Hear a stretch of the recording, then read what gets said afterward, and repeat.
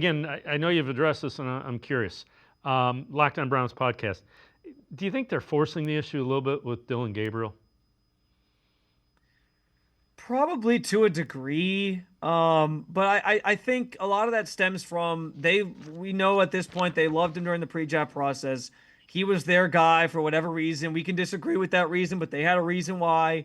And I think a lot of it has to do with the intangible stuff, the off the field stuff. Like he's I think he has like this great football IQ that they see. They think he has the strong arm.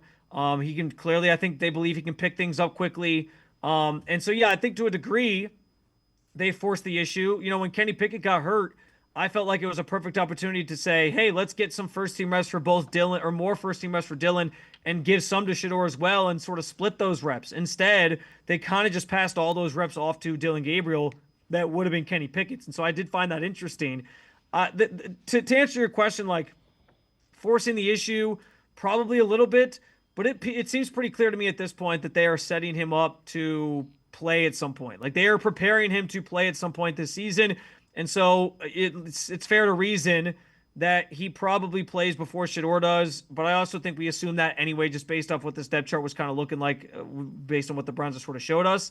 But yeah, I think it's fair to say maybe they forced the issue a little bit, but they clearly have a different grade or perspective on who Dillon Gabriel is that a lot of people necessarily maybe didn't.